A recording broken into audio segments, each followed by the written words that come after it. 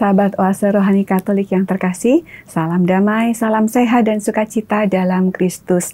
Senang sekali saya Teresa Wina bisa menjumpai kembali Anda pada Oase Rohani Katolik hari ini.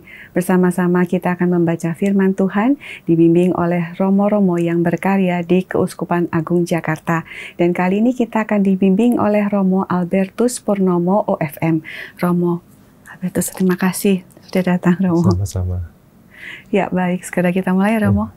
Kita awali perjumpaan kita dengan doa pembuka yang akan dipimpin oleh Romo Purnomo. Silakan, Romo. Marilah kita berdoa dalam nama Bapa dan Putra dan Roh Kudus. Amin. Allah Bapa yang Maha Pengasih dan Penyayang, kami bersyukur atas benih-benih cinta kasih yang telah Kau tanam dalam diri kami. Ajarilah kami untuk terus-menerus mengembangkan cinta kasih dalam diri kami, sehingga kami semakin mencintai Engkau dan sesama secara nyata.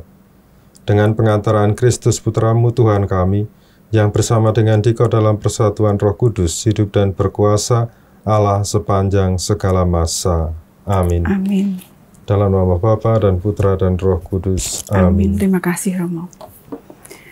Antifon pembuka, jangan tinggalkan aku ya Tuhan Allahku, janganlah jauh daripadaku. Segeralah menolong aku ya Tuhan, keselamatanku. Bacaan pertama dari kitab Ulangan bab 6 ayat 2 sampai ayat 6. Sekali peristiwa, Musa berkata kepada bangsanya, "Seumur hidup hendaknya engkau dan anak cucumu takut akan Tuhan Allahmu, serta berpegang pada segala ketetapan dan perintahnya yang kusampaikan kepadamu, supaya lanjut umurmu. Dengarlah, hai orang Israel, lakukanlah ketetapan dan perintah itu dengan setia, supaya baiklah keadaanmu, dan supaya kamu menjadi sangat banyak, seperti yang dijanjikan Tuhan, Allah nenek moyangmu kepadamu, di suatu negeri yang berlimpah-limpah susu dan madunya. Dengarlah, hai orang Israel, Tuhan itu Allah kita, Tuhan itu Esa. Kasihilah Tuhan Allahmu dengan segenap hati, dengan segenap jiwa, dan dengan segenap kekuatanmu. Apa yang kuperintahkan kepadamu pada hari ini, haruslah engkau perhatikan." Demikianlah sabda Tuhan. Syukur kepada Allah. Kita tanggapi dengan Mazmur tanggapan. Aku mengasihi Engkau ya Tuhan, kekuatanku. Aku mengasihi Engkau ya Tuhan, kekuatanku. Aku mengasihi Engkau ya Tuhan, kekuatanku. Ya Tuhan, bukit batuku, kubu pertahanan dan penyelamatku. Aku mengasihi Engkau ya Tuhan, kekuatanku. Allahku, gunung batuku, tempat aku berlindung, perisaiku, tanduk keselamatanku, kota bentengku. Terpujilah Tuhan, seruku, maka aku pun selamat dari para musuhku. Aku mengasihi Engkau ya Tuhan, kekuatanku. Tuhan itu hidup, terpujilah gunung batuku, dan mulialah Allah penyelamatku. Tuhan mengaruniakan keselamatan yang besar kepada raja yang diangkatnya. Ia menunjukkan kasih setia kepada orang yang diurapinya. Aku mengasihi Engkau ya Tuhan, kekuatanku. Bacaan kedua dari surat kepada orang Ibrani. Bab 7 ayat 23-28. Saudara-saudara, dalam jumlah yang besar kaum Lewi telah menjadi imam, karena mereka dicegah oleh maut untuk tetap menjabat imam. Tetapi Yesus tetap selama-lamanya. Maka imamatnya tidak dapat beralih kepada orang lain. Karena itu, Yesus sanggup juga menyelamatkan dengan sempurna semua orang yang demi Dia datang kepada Allah. Sebab Ia hidup lestari untuk menjadi pengantara mereka. Imam agung seperti inilah yang kita perlukan, yakni saleh, tanpa salah, tanpa noda, yang telah terpisah dari orang-orang berdosa dan ditinggikan mengatasi segala langit. Yang tidak seperti imam-imam besar lain yang setiap hari harus mempersembahkan kurban untuk dosanya sendiri, dan sesudah itu barulah untuk dosa umatnya. Hal itu sudah dilakukan Yesus satu kali untuk selama-lamanya, yakni ketika ia mempersembahkan dirinya sendiri sebagai kurban. Hukum Taurat menetapkan orang-orang yang diliputi kelemahan menjadi imam agung. Tetapi sesudah hukum Taurat itu, diucapkanlah sumpah yang menetapkan anak yang sudah sempurna sampai selama-lamanya menjadi imam agung. Demikianlah sabda Tuhan. Syukur kepada Allah. Sahabat Oase Rohani Katolik yang terkasih, mari kita siapkan hati untuk mendengarkan Injil suci. Haleluya, haleluya. Haleluya, haleluya. Jika seorang mengasihi aku, ia akan menuruti firman-Ku. Bapa-Ku akan mengasihi dia, dan kami akan datang kepadanya. Haleluya. Tuhan bersamamu Dan bersama rohmu. Inilah Injil suci menurut Markus. Dimuliakanlah Tuhan. Pada suatu hari, seorang ahli Taurat datang kepada Yesus dan bertanya, "Perintah manakah yang paling utama?" Yesus menjawab, "Perintah yang terutama ialah, dengarkanlah hai orang Israel, Tuhan Allah kita, Tuhan itu Esa. Kasihilah Tuhan Allahmu dengan segenap hatimu, dengan segenap jiwamu, dengan segenap akal budimu, dan dengan segenap kekuatanmu. Perintah yang kedua ialah, kasihilah sesamamu manusia seperti dirimu sendiri. Tidak ada perintah lain yang lebih utama daripada kedua perintah ini." Lalu kata ahli Taurat itu kepada Yesus, "Guru, tepat sekali apa yang engkau katakan bahwa Allah itu Esa, dan tidak ada yang lain kecuali Dia. Memang mengasihi Dia dengan segenap hati, dengan segenap pengertian, dan dengan segenap kekuatan, serta mengasihi sesama manusia seperti diri sendiri, jauh lebih utama daripada semua kurban bakaran dan kurban lainnya." Yesus melihat bagaimana orang itu menjawab dengan bijaksana, lalu ia berkata, "Engkau tidak jauh dari kerajaan Allah." Sesudah itu, tidak seorang pun berani lagi menanyakan sesuatu kepada Yesus. Demikianlah sabda Tuhan. Terpujilah Kristus. Baik sahabat Oase Rohani Katolik yang terkasih, kita sudah bersama-sama membaca firman Tuhan hari ini. Mari kita menggali inspirasi iman darinya. Romo Purnomo, silakan Romo dari bacaan. Jadi untuk bagian pertama kita akan melihat salah satu perikop dari kitab Ulangan, dari bacaan pertama. Jadi sebelum kita menggali lebih dalam, kita memang perlu tahu apa itu kitab Ulangan secara singkat ya. Jadi kitab Ulangan itu pada dasarnya berisi tentang hukum dan ketetapan yang diberikan Allah kepada Musa, kepada generasi baru Israel yang lahir di padang gurun sebelum mereka masuk ke tanah terjanji. Jadi sudah keluar dari Mesir. Jadi yang keluar dari Mesir itu semuanya mati di padang gurun. Anaknya itu yang kemudian masuk ke tanah terjanji. Lalu Musa memberikan wejangan yang berupa hukum-hukum yang belum pernah didengar oleh generasi yang baru itu. Nah, jadi mengapa Musa memberikan hukum yang tertulis dalam kitab Ulangan itu karena bangsa Israel mau memulai suatu hidup yang baru, maka mereka memerlukan suatu pondasi. Dan hukum itu, hukum Taurat itu isinya sungguh baik untuk hidup bermasyarakat dan juga untuk hidup beriman. Memang ada beberapa poin dari perikop kitab Ulangan yang bisa kita ambil maknanya ya, terutama makna rohani. Nah, di bagian awal kalau kita lihat tadi memang dikatakan bahwa perintah yang pertama adalah takut akan Tuhan. Ya, diminta supaya takut akan Tuhan. Apa itu artinya? Jadi secara sederhana, takut akan Tuhan itu adalah suatu kebajikan, ya. Suatu keutamaan yang membuat orang taat dengan penuh kerendahan hati. Dan terutama penuh cinta kepada Tuhan. Jadi ini bukan takut akan Tuhan dalam arti menjadikan Allah itu sebagai sosok hakim yang kalau tidak melakukan ini berarti nanti dihukum gitu ya. Jadi bukan menampilkan sosok Allah yang menakutkan, tetapi lebih ini suatu takut yang didasari oleh rasa cinta, rasa hormat, dan kagum terhadap Allah gitu. Jadi ini mirip dengan ini mirip dengan anak yang menghormati dan menaati orang tuanya, itu karena orang tuanya itu mencintai dan melindungi dia, bukan karena orang tuanya itu suka menghukum gitu ya.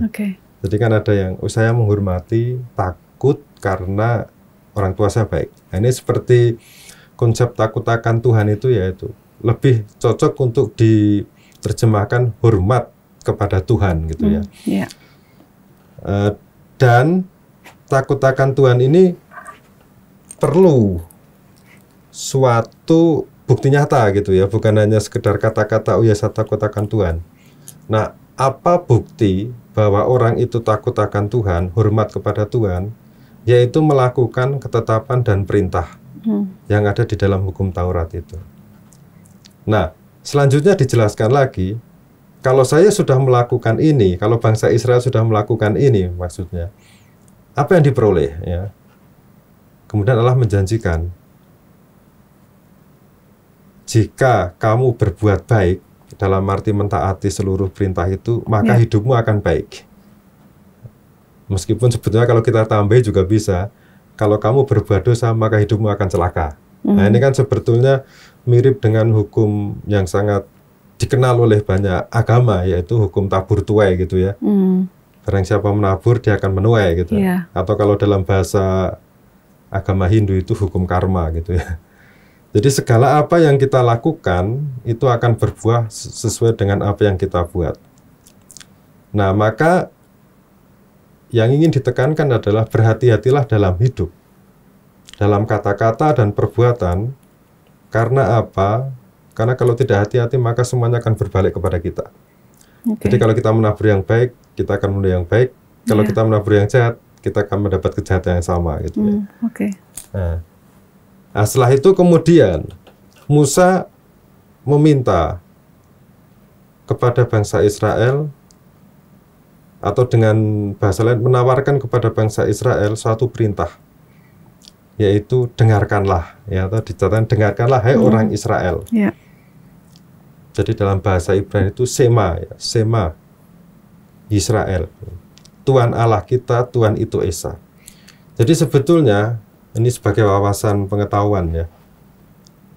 Ini yang disebut dengan syahadat iman orang Yahudi. Jadi kredo orang Yahudi itu terletak di sini. Tuhan itu Allah, Tuhan itu Esa, kasihlah Tuhan Allahmu dan seterusnya. Itu jadi aku percayanya orang Yahudi itu ya di dalam kitab Ulangan ini. Sementara kita aku percayanya kan panjang sekali ya. Kalau mereka hanya pendek ini. Nah, dikatakan di situ Tuhan itu Esa, Tuhan itu satu saja gitu ya. Maksudnya adalah bahwa dalam hidup kita hendaklah kita selalu ingat dengan Sang Pencipta. Jadi ditekankan Tuhan itu Allah kita, atau dalam bahasa Ibraninya Yahweh itu Allah kita, Allah Israel itu maksudnya. Jadi dengan penekanan itu sebetulnya Musa mengingatkan kepada bangsa Israel itu jangan pernah meninggalkan satu hal ini untuk mengingat Allah ya, dalam hidup. Jadi dalam kesibukan kita juga harus ingat Allah. Karena bagaimanapun juga kita hidup dari Allah, maka kita pun akan kembali kepada Allah. Memang pada zaman ini belum ada konsep surga neraka ya. Yang ada adalah kembali kepada Tuhan atau tidak kembali kepada Tuhan karena dosa. Jadi hanya perkembangan surga neraka itu kan belakangan saja gitu. Jadi kalau kita mengingat Sang Pencipta dan menyadari bahwa kita itu ciptaan, nah ini yang membuat kita dalam hidup lebih rendah hati dan berhati-hati dalam hidup. Nah, kemudian kalau hanya menyatakan Tuhan itu Allah kita, Tuhan itu Esa, nah ini kan belum cukup nih ya. Bagaimanapun juga hidup beriman itu harus dinyatakan dalam hidup beragama. dalam tindakan maksudnya. Nah, kemudian Musa mengatakan, kasihlah Tuhan Allahmu dengan segenap hati, jiwa, dan kekuatan. Nah, ini menarik ya, mengapa kok menggunakan istilah hati, jiwa, dan kekuatan gitu ya. Dengan segenap lagi ya. Itu suatu totalitas. Nah, coba kita tengok satu persatu. Jadi kalau dikatakan dengan segenap hati, ini kita harus kembali kepada konsep dalam dunia kuno ya. Jadi hati itu merupakan tempat niat, pemikiran, dan juga pertimbangan yang mendalam itu ada. Dan bahkan apa yang ada di dalam hati itu sangat menentukan sikap kita. Maka dari itu, kalau dikatakan di sini mengasihi Tuhan Allah dengan segenap hati, itu berarti harus menaati perintahnya dengan sungguh-sungguh. Dan harus bersumber dari ketulusan hati ya. Supaya apa? Supaya mengasihinya itu bukan pura-pura gitu. Ya kan sekarang kan banyak orang yang pura-pura mengasihi Allah gitu loh. Padahal hanya dalam kata-kata saja, dalam tindakan berbeda jauh gitu ya. Lalu setelah itu dengan segenap jiwa. Nah, ini jiwa ini maksudnya apa? Jadi jiwa itu dalam konsep kuno itu berarti esensi spiritual dari manusia, atau kita sebut saja roh gitu ya. Jadi manusia kan bukan hanya tubuh, bukan hanya akal budi, tapi ada yang lebih dalam, yaitu namanya roh atau kesadaran gitu, kesadaran spiritual itu. Dan ini yang memunculkan suatu hasrat atau keinginan jiwa itu. Nah, kalau dikatakan mengasihi Allah dengan segenap jiwa, ini bisa ditafsirkan bahwa keinginan hasrat kita yang paling murni itu sebaiknya, tapi juga seharusnya itu berdasar sekaligus tertuju dengan apa yang dikehendaki oleh Allah. Jadi kalau kita mengasihi Allah dengan segenap jiwa, maksudnya ya kita harus siap untuk menerima apa yang menjadi kehendak Allah dalam hidup kita gitu ya. Lalu yang terakhir ini ya, dengan segenap kekuatan. Nah, ini kekuatan itu kan harus diartikan tidak hanya sekedar otot atau energi kita ya. Tapi lebih dari itu, kekuatan itu juga mengacu kepada harta milik, kekayaan, pengetahuan, dan kekuasaan. Ini kan kekuatan yang tidak terlihat gitu ya. Nah, jadi mengasihi dengan segenap kekuatan itu berarti menggunakan segala apa yang dimiliki itu supaya dapat dimanfaatkan untuk kebaikan Tuhan dan kebaikan sesama gitu. Jadi bukan untuk diri sendiri. Itu namanya mencintai Allah dengan kekuatan kita gitu ya. Jadi singkatnya, perintah untuk mengasihi Allah dengan segenap hati, dengan segenap jiwa, dan dengan segenap kekuatan itu sebetulnya mencakup seluruh yang ada di dalam diri kita gitu. Entah itu energi kita, pengetahuan kita, harta milik kita curahkan untuk mengasihi Allah gitu. Bukan hanya sepotong-potong saja ya. Jadi di satu pihak mengasihi Allah, kemudian di pihak lain itu melakukan tindakan yang dilarang oleh Allah gitu kan, namanya itu pura-pura. Jadi di hadapan Allah itu hendaknya tidak boleh berpura-pura dalam hidup gitu ya. Karena apa? Karena hanya dengan ketulusan dalam mengasihi Allah itu akan memberikan kita berkat yang berlimpah gitu ya. Ya memang kan seharusnya kita harus mengasihi Allah ya. Karena apa? Sekali lagi karena kita berasal dari Allah dan akan kembali kepada Allah juga. Nah, sebetulnya ujian hidup ini kan adalah suatu ujian. Apakah kita itu mau setia dengan jalan menuju Allah atau tidak gitu. Dan sekali lagi sebagai ya kata terakhir dari renungan untuk sesi ini, ya kita perlu mengasihi Allah. Tapi mengasihinya bukan hanya bentuk kata-kata, tetapi dengan tindakan. Itu yang penting. Dan tindakannya harus sesuai dengan apa? Apa yang diperintahkan Allah. Di mana ditemukan? Di dalam kitab suci. Itu jelas. Oke, terima kasih Romo. Tadi Romo yang sampaikan itu saya teringat kemarin baru ketemu dengan seseorang yang punya kepercayaan berbeda. Dia katakan, Tuhanmu itu jauh katanya. Kalau punya saya itu kayak lurah gitu. Jadi sehari-hari ketemu itu gampang. Sewaktu-waktu itu ketemu gampang. Nah, kalau dikembalikan ke sini ya Romo, harus mengasihi Allah segenap hati, segenap jiwa, segenap kekuatan. Bolehkah Romo kasih satu contoh mungkin yang lebih gampang buat kami, bagaimana sih kita itu mencintai? Kalau biasanya kan kita diajarkan untuk, ya kalau mau mencintai Tuhan ya mencintai sesama gitu. Ini saya karena terusik dengan kata-kata teman yang kemarin, Tuhanmu itu jauh katanya gitu. Ya memang kan kita itu tidak bisa melihat Allah ya. Iya. Dan kita tidak bisa mengatakan Tuhan itu jauh atau Tuhan itu dekat. Kadang Tuhan itu jauh, kadang Tuhan itu dekat, tergantung kita sendiri. Kalau rasanya lagi susah, katanya jauh amat Tuhan. Jadi kalau umpamanya mau mengatakan Tuhanmu itu jauh gitu ya, siapa yang menjauh gitu ya. Dan sebetulnya juga kita tidak boleh mengklaim atau menghakimi orang lain tentang penghayatan mereka terhadap Tuhan. Jadi, oh Tuhanmu itu jauh sehingga harus teriak-teriak gitu ya. Dan tidak bisa gitu ya.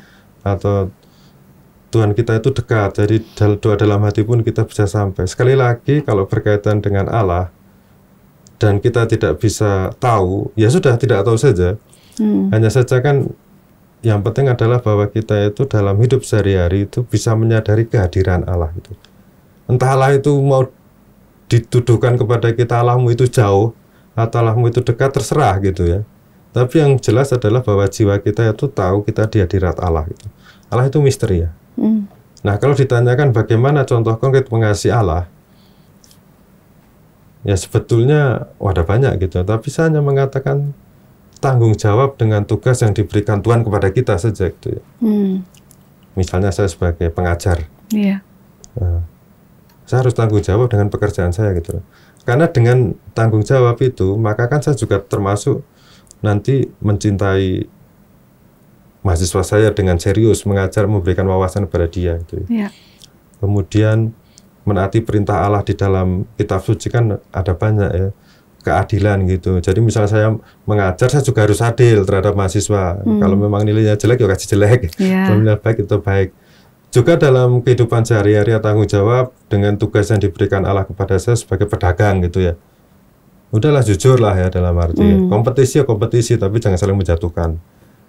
Nah itu kan dalam arti fokus dengan tugas yang diberikan Tuhan kepada kita. Lalu nilai-nilai kekristenan, nilai-nilai kemanusiaan itu bisa dimasukkan ke situ gitu. Jadi tidak usah berpikir jauh-jauh saya harus menjadi tokoh ini, tokoh itu gitu. Ya kita fokus dengan Tuhan yang diberikan Tuhan kepada kita gitu.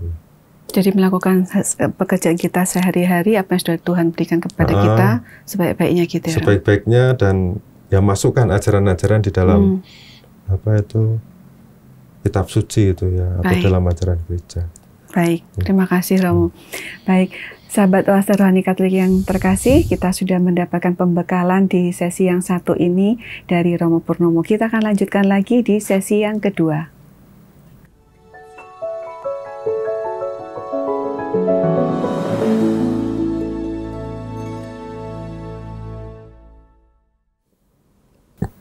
Sahabat Oase Rohani Katolik yang terkasih, terima kasih Anda masih setia mengikuti Oase Rohani Katolik hari ini bersama dengan Romo Albertus Purnomo OFM dan saya Teresa Wina. Kita akan lanjutkan lagi pembahasan kita dari bacaan Injil ya Romo. Silakan Romo. Jadi bacaan Injil yang kita dengarkan ini berasal dari Injil Markus ya. Jadi ini satu cerita bagaimana Yesus itu berdiskusi dengan seorang ahli Taurat. Dan diskusi itu diskusi tentang perintah yang utama yang ada di dalam hukum Taurat. Dan kita tahu ya kalau Yesus diajak diskusi oleh ahli Taurat, itu tentu saja kita tahu bahwa Yesus adalah seorang guru. Bahkan ahli Taurat kan di akhir perikop mengatakan guru terhadap Yesus. Jadi Yesus itu juga dalam materi tertentu adalah ahli Taurat juga gitu ya. Dia tahu tentang hukum-hukum di dalam kitab suci. Tentu saja hukum-hukum dalam perjanjian lama gitu. Jadi diskusinya itu berangkat dari satu perintah, satu pertanyaan tadi sudah saya singgung, perintah mana yang paling utama. Nah, Yesus mengikuti apa yang menjadi tradisi Yahudi pada waktu itu, yang menempatkan perintah dalam kitab Ulangan yang kita baca di dalam bacaan pertama tadi sebagai perintah yang utama. Kasihlah Tuhan Allahmu dengan segenap hati, jiwa, dan kekuatan. Jadi Yesus sebagai orang Yahudi tetap mengikuti apa yang menjadi ciri khas atau keyakinan dari tradisinya gitu. Ya.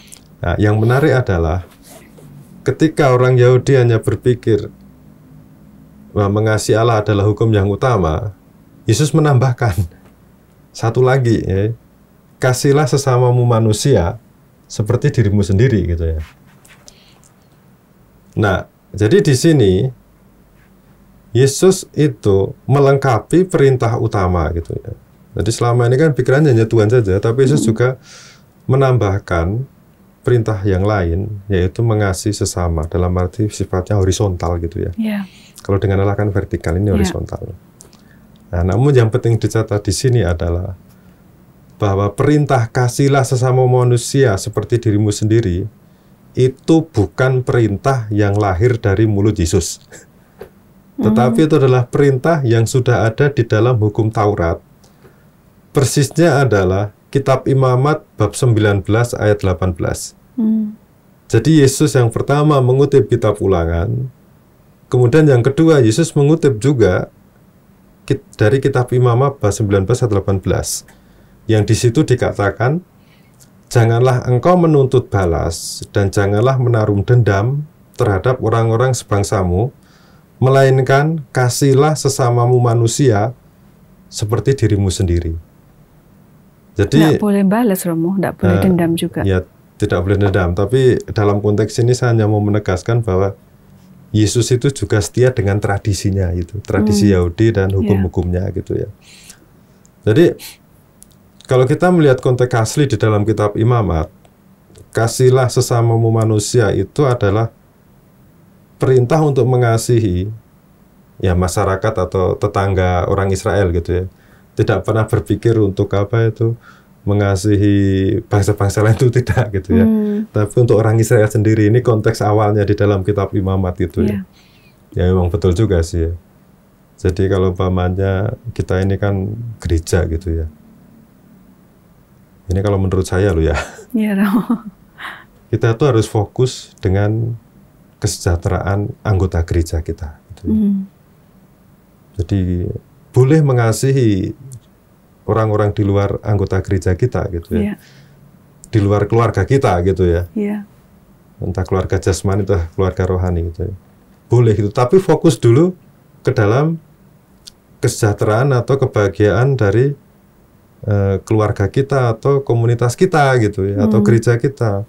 Jangan sampai kita sibuk dengan mengurusi di luar dari gereja kita, sementara yang di gereja sendiri waduh berantakan gitu kan, nggak mungkin itu ya. Kita lebih memiliki tanggung jawab yang ini dulu gitu ya.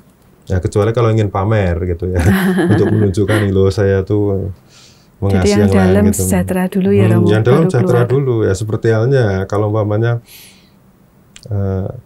antara mengasihi keluarga dengan pelayanan kepada gereja gitu ya. Nah, ini menurut pendapat saya loh ya. Bisa keliru juga gitu ya. Sebetulnya yang pertama itu adalah setia dengan tugas yang diberikan Tuhan. Ini anak ini harus saya didik dengan baik gitu anak. Udah harusnya fokus ke dalam bagaimana mendidik anak gitu ya.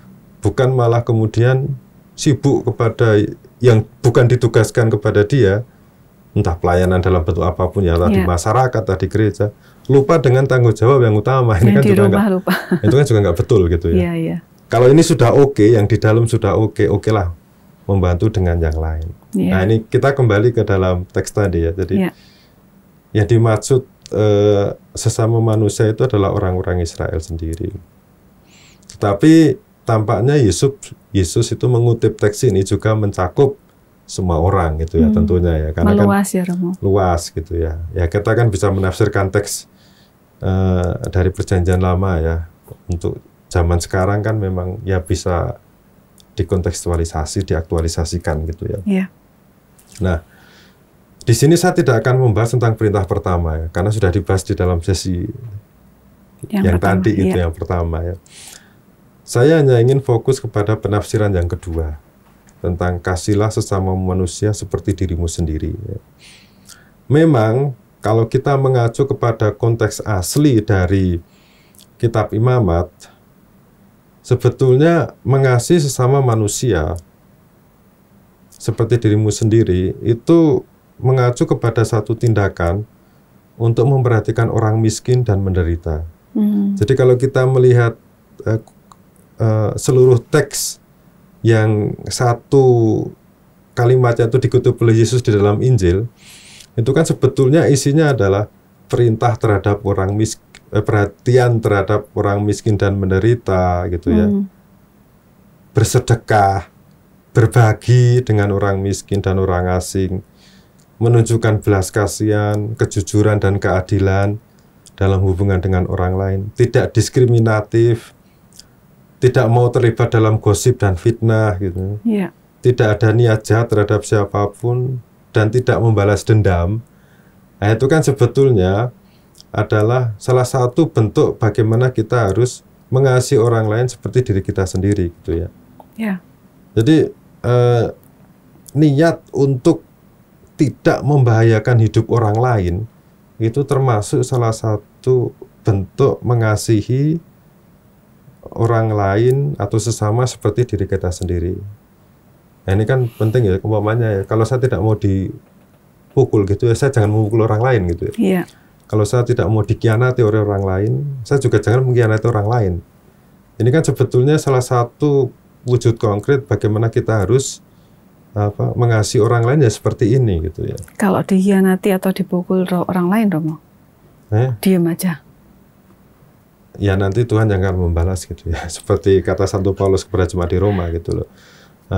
Tapi ya itu ya tidak semua orang mengalami seperti itu ya. Tapi intinya jangan kita yang memulai terlebih dahulu gitu ya. Jangan mulai yang terlebih dahulu. Tapi juga ada penafsiran kedua gitu ya. Nah, ini kan penafsiran yang agak melebar. Jadi kadang-kadang orang terfokus dengan frase seperti dirimu sendiri gitu ya. Lalu ada orang yang menambahkan kata-kata di dalam Injil dengan kata-kata mencintai. Jadi berisi atau menjadi demikian, kasihlah sama manusia seperti engkau mencintai dirimu sendiri gitu ya. Ada yang mengatakan semacam itu ya, padahal tidak ada di dalam teks. Tapi ya oke lah, tidak masalah gitu. Lalu penafsir ini itu bisa mengatakan demikian. Jadi jika kita ingin mengasihi sesama tanpa syarat dan dengan murah hati, kita harus mencintai diri kita sendiri dengan cara yang sama. Nah, ini kan tafsiran yang agak lain gitu, tapi ya nggak apa-apa lah. Dalam arti mungkin ada positifnya juga atau memberikan inspirasi kepada kita gitu ya. Jadi memang sih sebetulnya kalau kita mau mengasihi sesama manusia gitu ya, kita harus bisa menerima diri kita sendiri gitu. Ini agak abstrak, Romo. Ya misalnya gitu ya, supaya kita tidak mudah untuk marah karena kelemahan orang lain. Mungkin kita harus lihat diri kita sendiri, apakah kita itu juga baik atau tidak gitu ya. Kalau umpamanya kita bisa menerima diri kita, kelemahan kita gitu ya, yang mungkin mudah marah juga gitu ya. Mungkin kita juga bisa menerima kalau orang lain mudah marah gitu. Ya, itu kan juga kamu aja sendiri marah gitu ya. Jadi orang akan pikir-pikir dulu gitu ya. Oke. Jadi kayak berkaca dulu, Romo, berkaca ya, kita dulu itu kayak gitu ya. apa Jadi sudah baik harus belum bisa menerima diri sendiri gitu ya. Yeah. Karena gini ya, kalau kita melihat di dalam kehidupan kita sehari-hari itu kan banyak orang yang tidak bisa mengasihi sesamanya itu, atau mungkin tidak mau berbagi, atau tidak bersedekah karena pelit, atau mudah marah karena masalah-masalah kecil.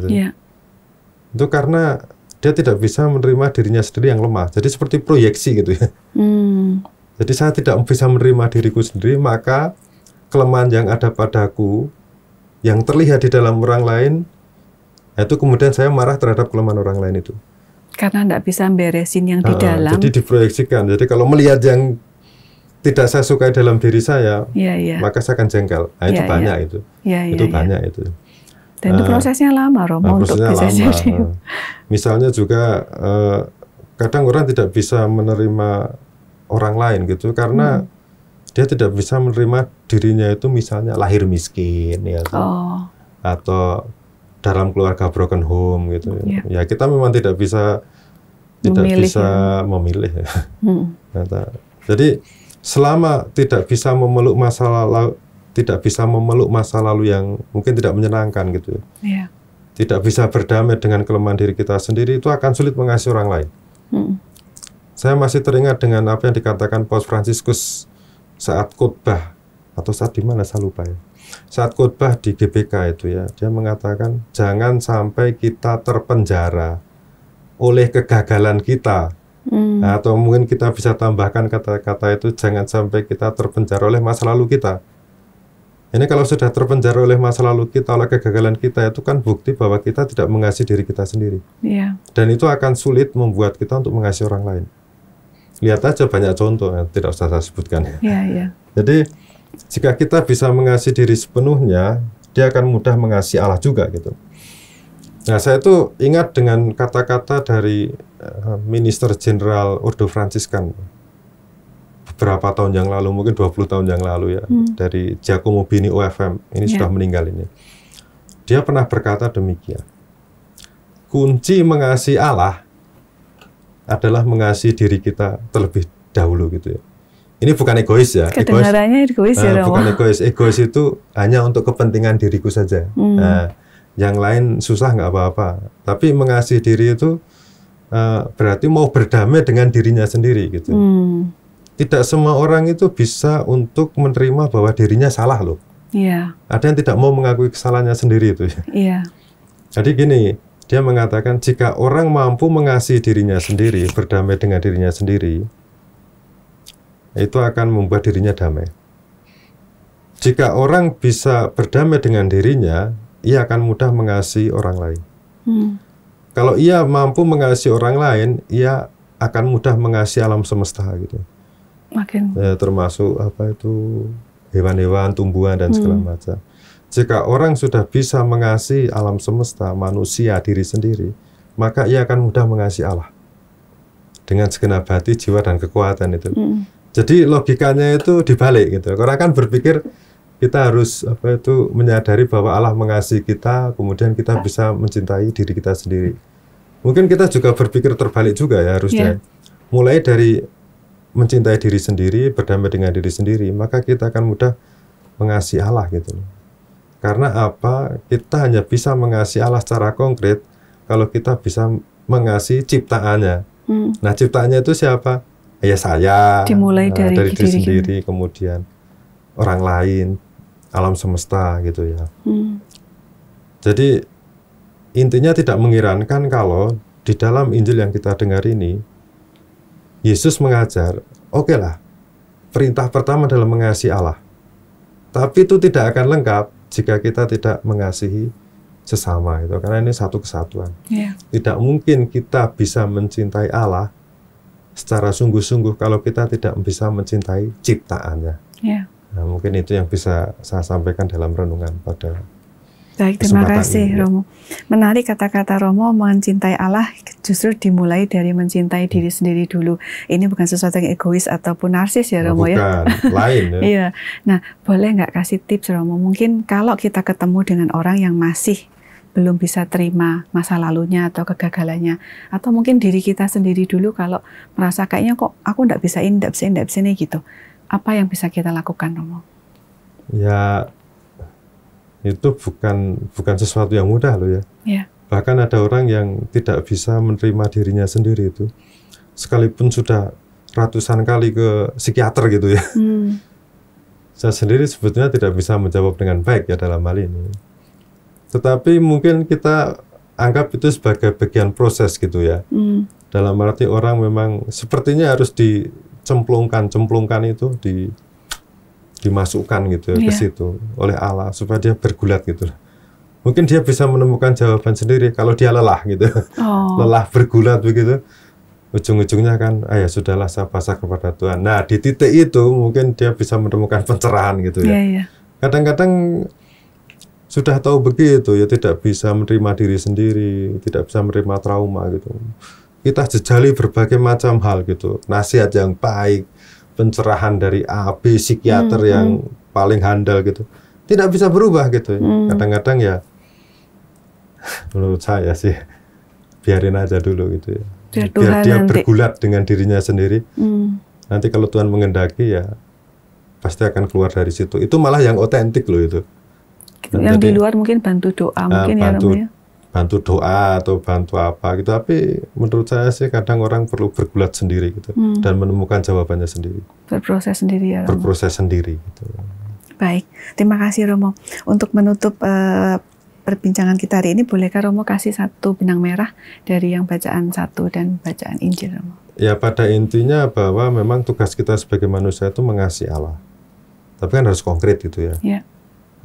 Sekali lagi caranya adalah mengasihi sama manusia. Caranya bagaimana itu ya? Ada perintah-perintah di dalam kitab suci gitu yang membuat kita itu tahu bagaimana mencintai sama manusia. Tidak perlu dendam terlalu lama gitu ya. Mungkin jengkel boleh tapi jangan dendam gitu ya. Yeah. Kemudian bersedekah terhadap orang miskin gitu. Atau jujur. Itu kan salah satu bentuk kita mencintai Allah melalui mencintai sesama gitu. Baik, terima kasih Romo. Baik, segera kita akhiri perjumpaan kita hari ini dengan doa penutup yang akan dipimpin oleh Romo. Romo, silakan Romo. Marilah kita berdoa. Dana Bapa dan Putra dan Roh Kudus. Amin. Allah Bapa yang Maha Pengasih, kami bersyukur atas sabda-Mu yang telah Kau berikan kepada kami, sabda cinta kasih-Mu. Ajarilah kami untuk selalu saling mencintai dan menaruh cinta kasih satu sama lain, dan hantarlah kami untuk memasuki kerajaan-Mu, yaitu kerajaan damai sejahtera yang abadi. Demi Kristus, Tuhan dan pengantara kami. Amin. Tuhan bersamamu dan bersama rohmu. Semoga Allah yang Maha Kuasa memberkati kita semuanya dalam nama Bapa dan Putra dan Roh Kudus. Amin. Terima kasih Romo. Semoga Tuhan melindungi dan memberkati semua tugas dan pelayanan Romo. Amin. Kita ucapkan juga terima kasih kepada segenap pimpinan, pengurus, dan tim teknis Oase Rohani Katolik yang sudah mendukung hingga acara ini bisa berlangsung dengan lancar. Kepada semua sahabat Oase Rohani Katolik yang terkasih, terima kasih untuk kesetiaan Anda. Kita jumpa lagi di edisi yang mendatang. Salam sehat dan sukacita dalam Kristus.